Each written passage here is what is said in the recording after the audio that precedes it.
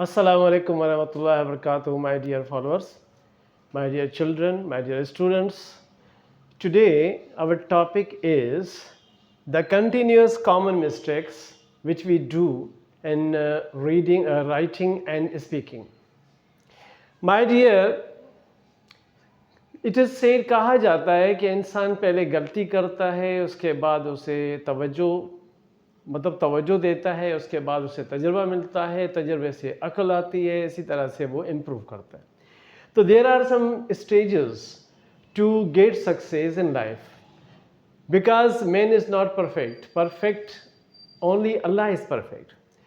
So today is the 15th May 2025. This is lecture number 124. This is common mistakes from the stage of Paramount English with Professor Abdul Basit Memon. My dear, this is the 51st sentence. I promise I pay you tomorrow.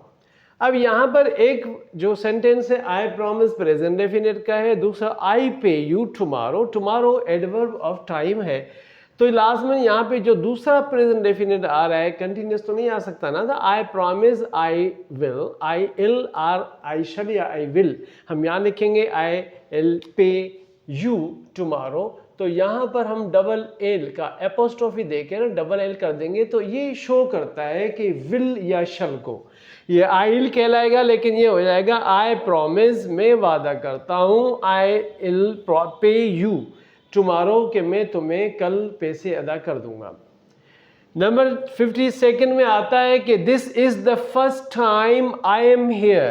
तो यहाँ पर जो M है यहाँ पर नहीं आएगा, यहाँ पर आएगा I have been. I have been, this is the first time, ये पहली मर्तबा है. आई हैव बीन हियर, कि मैं यहाँ रह रहा हूँ या सैर कर रहा हूँ या यहाँ पे हूँ, मौजूद हूँ, इसको कहा जाएगा. इसके बाद जो 53 नंबर पर है वो है कि I have been here since 3 hours. यहाँ पर सिंस क्योंकि 3 आवर्स है, और 3 आवर्स जो है सिंस और फार का यूज़ सिंपली मैं बता दूं कि सिंस पॉइंट ऑफ टाइम होता है, और यहाँ पर जो फार लगेगा वो पीरियड ऑफ टाइम होता है. अब लाजमन आप पीरियड्स ऑफ टाइम के लिए जहाँ पर नंबर्स की तादाद आएगी वहाँ पर आप फार लगाएंगे, जबकि यहाँ पे नंबर 3 आवर्स 3 घंटे से, यानी मैं यहाँ 3 घंटे से हूँ, मौजूद हूँ या रह रहा हूँ, क्या जो भी है इसका.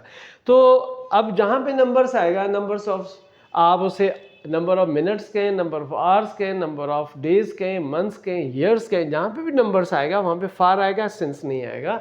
तो इस सेंस में ये रहा फार. नंबर 54 में हमें दो जो है वो देयर आर 2 सेंटेंस, दोनों में जो है वो फ्यूचर इंडेफिनिट या सिंपल फ्यूचर है. जैसे if I'll have time I'll go home, या आई इल जो है यहाँ पर हम इसको डबल एल और ये इसको हम काट देंगे. इफ़ आई हैव टाइम, अगर मुझे मेरे पास टाइम हुआ या मुझे टाइम मिला, I'll go home, तो मैं घर जाऊँगा. तो यहाँ पे डबल नहीं आएगा, क्योंकि इफ़ के साथ जो आएगा टेंस अब कंडीशन पे मबनी है ना, ये कंडीशनल सेंटेंस कहलाता है. इफ़ आई हैव टाइम, अगर मेरे पास टाइम होगा तो I'll go home, तो मैं घर जाऊँगा. तो यहाँ पर डबल में एक में प्रेजेंट परफेक्ट आ रहा है, या प्रेजेंट परफेक्ट लगा दें या प्रेजेंट हैव के साथ लगा दें, और दूसरा जो है हैव मिलने की मीनिंग में आता है, तो फिर दूसरा फ्यूचर का होगा. नंबर 55 में आता है if I knew the price, अगर मुझे प्राइस का पता होता. पास्ट में न्यू है, नो नहीं है, लेकिन यहाँ पर अगर पास्ट है तो सीक्वेंस में will, I will tell you, will नहीं आना चाहिए, क्योंकि अगर यहाँ नो होता तो फिर विल सही था, लेकिन क्योंकि न्यू पास्ट है तो विल का पास्ट वुड आएगा. तो यहाँ पर जो एरो है यहाँ पे हम लगाएंगे would, WOULD. Would is the past of will है, जैसे शल का शुड होता है, और मे का माइट होता है, कैन का कुड होता है, मस्ट का है टू होता है. इसी तरह से I would tell you. If I knew the price, अगर मुझे पता होता प्राइस का या रकम का, तो आई वुड टेल यू, तो मैं तुम्हें बता देता. नंबर 56 पे है कि he said me that he was Chinese. अब आप देखिए कि जहाँ पर ये जो सेड आता है अगर ये अकेला होता ना, मी नहीं होता, he said that he was Chinese, तो फिर सही था। लेकिन जब आप वर्ब के बाद कोई ऑब्जेक्ट होता है तो यहाँ पर या तो हमें टू लगाना चाहिए, ही सेड टू मी होगा, एक कंडीशन। दूसरा ये है कि अगर आप सेड टू की जगह टोल्ड लिखते हैं तो वो भी सही रहता है। या तो आप लिखेंगे ही टोल्ड मी, क्योंकि टेल के साथ कोई प्रीपोजिशन नहीं है, और से के साथ भी प्रीपोजिशन तब लगता है जब ऑब्जेक्ट में या तो नाउन हो या प्रोनाउन, तो मी प्रोनाउन है इसलिए टू आएगा।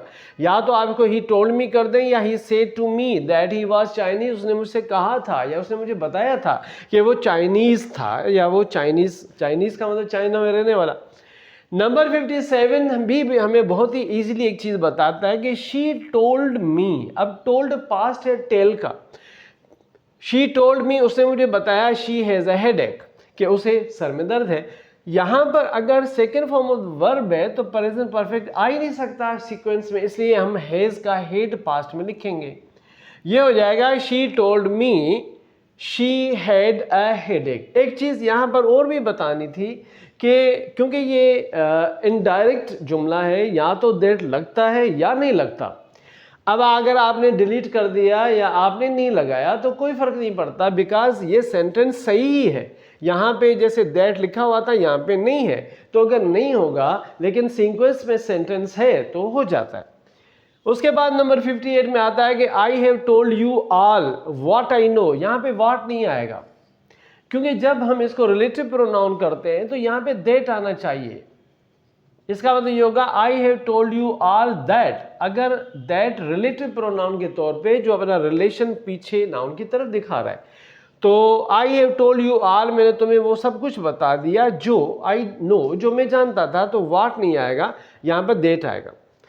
नंबर 59 पे जब हम देखते हैं तो ऑल्दो इट वॉज लेट, अगरचे देर हो गई थी, बट यहाँ पे बट इजाफी है, बट नहीं आएगा। शी वेंट आउट, लेकिन वो बाहर चली गई।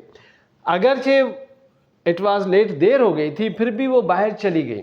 यहाँ पर ऑल्दो के साथ बट नहीं आता। ऐसे 6 कोरिलेटिव्स हैं अकॉर्डिंग कोरिलेटिव प्रोनाउंस हैं या कोरिलेटिव्स हैं, सॉरी। तो वो जो है वो एडवर्ब, कोरिलेटिव एडवर्ब है होते हैं या कंजंक्शंस होते हैं जो के साथ आते हैं। सपोज कोरिलेटिव्स में हम देखते हैं कि not only but also, either और, नाइदर नॉर, वेदर और, 3 ये हो गए, बट आल्सो नॉट ओनली हो गया, दो यट हो गया, और बोथ एंड, ये 6 कोरिलेटिव कंजंक्शंस हैं, ये आते हैं। अब आल्दो के साथ बट तो आता ही नहीं है तो गलत हो जाएगा। Although it was late she went out, ही हो जाएगा।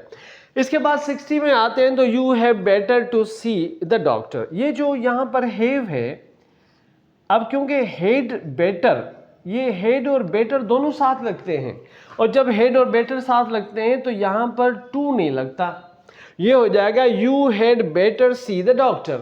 अब यहाँ पे हेड बेटर की जो मीनिंग अगर अकॉर्डिंग टू कॉलिन्स डिक्शनरी देखते हैं तो वो कहता है कि to advise someone to do something या to give an opinion to do something, किसी को मशवरा देना कि उसको ऐसा करना चाहिए। जैसे आपने कहा you had better C the doctor, तुम्हारे लिए बेहतर ये है कि तुम मुलाकात करो डॉक्टर से। डॉक्टर से मुलाकात करने का मतलब ये है कि अपना प्रॉब्लम डॉक्टर को बताइए। तो यहाँ पे हैड बेटर के बाद सी वर्ब की फर्स्ट फॉर्म आएगी, टू नहीं आएगा। जब चलते हैं 61 पे तो वो कहता है कम हेयर, यहाँ आओ। अब हेयर होता है, हेयर का मतलब यहाँ, and look at that paper. अब क्योंकि लुक, जब आप उसको करीब बुला रहे हैं तो करीब रखी हुई चीज़, जैसे कि ये यहाँ पे डस्टर है तो मैं कहूँगा दिस इज़ अ डस्टर। अगर ये दूर रखा है तो दैट। लेकिन जब आप किसी ने बुलाया किसी को कम हेयर, यहाँ आओ, and look at, look at का मतलब एग्जामिन और देखो, गौर से देखो इस पेपर को, तो यहाँ पर दैट नहीं आएगा, यहाँ पे दिस आएगा। This is the rule. Number 62 में आता है we go there every Saturdays. जब आप एवरी या ईच या मिलाते हैं तो फिर यहाँ पर सैटरडेज नहीं आएगा, एस कट जाएगा। We go there every Saturday, हम वहाँ हर हफ्ते जाते हैं, इस मीनिंग में आता है। नंबर 63 भी बहुत इजी है, which is the biggest city of the world. अक्सर हम वी डू दिस मिस्टेक कि यहाँ पर जब आप पूरी दुनिया के बारे में या उसके किसी सबसे बड़े शहर के बारे में पूछ रहे हैं तो हमें पूछना चाहिए कि which is the biggest city in the world. यहाँ पे ऑफ का जो प्रीपोजिशन नहीं लगेगा, इन द वर्ल्ड आएगा, क्योंकि वर्ल्ड में सबसे बड़ा शहर कौन सा है, इस तरह से आएगा। नंबर 64 में जब जाते हैं तो I am thinking to change my job, क्योंकि आप थिंक को प्रेजेंट कंटिन्यूस में यूज़ कर रहे हैं तो आप किसी चीज़ के बारे में उस वक्त सोच रहे होते हैं। तो जब आप सोच रहे होते तो इन्फिनेटिव नहीं आएगा, यहाँ पे टू की जगह ऑफ आ जाएगा और आप इस चेंज वर्ब को आप जेरंड की तरह मिला देंगे, ऑफ चेंजिंग कर देंगे। अब आप इसको जब रीड करेंगे तो ये इस तरह होगा कि आई am thinking of changing my job, तो यहाँ पर जाकर ये सही हो जाता है। 65 में जब जाते हैं तो ये लिखा है can you give me an information. अब यहाँ पे एन जो है ना इंफॉर्मेशन के साथ नहीं आ सकता, तो सम इंफॉर्मेशन यहाँ पे सुइटेबल रहेगा, some information. Can you give me some information, क्या आप मुझे कुछ मालूमात दे सकते हैं, तो यहाँ पर ही आएगा। नंबर 66 में लिखा है he is married with a doctor. मेरी में विथ ऑलरेडी आ जाता है, लेकिन अब क्योंकि मेरी इंग्लिश में दो हैं, MARRY मेरी वर्ब है, इसी से मैरिज निकला है, इसी से मैरिड निकला है, तो ये मैरिड मैंने शादी करना है किसी के साथ, तो अब यहाँ पे विथ जो है नहीं आता, इसके साथ हमेशा टू आता है। He is married to a doctor, उसने डॉक्टर से शादी की है। नंबर 67 में आता है कि आई लाइक वार्म कंट्रीज, मुझे हल्के गर्म ममालिक पसंद है, जैसा कि मिसाल के तौर पे यहाँ पे इन्होंने एज लगा दिया है, जबकि यहाँ पे आएगा लाइक, जैसा स्पेन है, like Spain. I like warm countries, मुझे हल्के गर्म। अगर ये हॉट कंट्रीज होता तो फिर मीनिंग दूसरी होती, क्योंकि हॉट और वार्म जो है वो ये थोड़ा जैसे कूल और कोल्ड में फ़र्क है, इसी तरह से वार्म और हॉट में आता है। आई लाइक वार्म कंट्रीज, मुझे हल्के गर्म ममालिक पसंद है, जैसा कि लाइक यहाँ पर आता है मिसाल के तौर पर, लाइक स्पेन, स्पेन की तरह। नंबर 68 में आता है please explain me what you want. यहाँ पर देखें कि एरो की जगह हमने एक ब्लैंक भी खाली रखा हुआ है, इसका मतलब यह है कि एक्सप्लेन के साथ टू का जो प्रोपोजिशन है वो ज़रूर आएगा। प्लीज़ एक्सप्लेन टू मी, मेहरबानी करके मुझे वजाहत करें, मुझे वाज़े करें व्हाट यू वांट, कि तुम क्या चाहते हो। यहाँ पर 69 में जब जाते हैं तो व्हेन यू कम बैक, जब तुम वापस आओगे, टेक योर बाइक, तो अपनी बाइक ले जाना। इसका मतलब कहने का ये है कि जब तुम वापस आओ तो बाइक लेकर आना। यहाँ पर वर्ड टेक नहीं आएगा, यहाँ आएगा ब्रिंग। देखें देयर आर टू वर्ड्स होते हैं बेटा, एक होता है ब्रिंग, एक होता है फेच। फेच माने आप किसी को कहें go and fetch a doctor, मतलब जाओ और लेकर आओ कोई चीज़, तो फेच कहलाएगा। लेकिन जब आप यहाँ पे कहता है व्हेन यू कम बैक, जब भी तुम वापस आओ, यानी अब ये फेच वाला नहीं होगा। जब तुम वापस आओ तो ब्रिंग योर बाइक, तो अपनी बाइक लेकर आना। ऐसा नहीं है कि अभी जाओ और लेकर आओ, जब वापस आ जाओ, तो जब भी वापस आओ तो अपनी बाइक लेकर आना, यहाँ पर ब्रिंग आएगा। नंबर 70 में लिखा है कि my brother is got a new work. यहाँ पर जो न्यू वर्क है, मेरे भाई को नया काम मिला है, लेकिन ऑफन इंग्लिश में यहाँ पर वर्ड जो आएगा वो आएगा जॉब। तो अब ये ऐसा हो जाएगा 70 में my brother is got a new job, मेरे भाई को नया काम मिला है, नई नौकरी मिली है, नई यानी कोई जॉब वगैरह जिस तरह से वो मिली है। तो जब हम यहाँ पर कॉमन मिस्टेक्स को देखते हैं तो ग्रामेटिकल एरर्स, और इंग्लिश में हमें ऐसे फील होता है शुरू में कि हमारे साथ जो है ना वो बहुत कोई बड़ा प्रॉब्लम हो रहा है। लेकिन 1988 में जब I started to write first essay on two nation theory, तो वो पूरा मेरे जब टीचर ने चेक किया तो उसमें हर सेंटेंस में गलतियों पे गलतियाँ, मैं रोता भी रहा, उसको सर आंखों पे भी रखा, फिर दोबारा मेहनत की, फिर मेहनत करता रहा, यहाँ तक कि कमीशन में किसी भी इम्तिहान में सबसे ज़्यादा मार्क्स मेरे ऐसे राइटिंग में होते थे। थैंक यू वेरी मच बेटा, wish you best of luck. Allah Taala आपको अपनी ज़बान में रखे। अस्सलाम वालेकुम वरहमतुल्लाहि वबरकातुहू।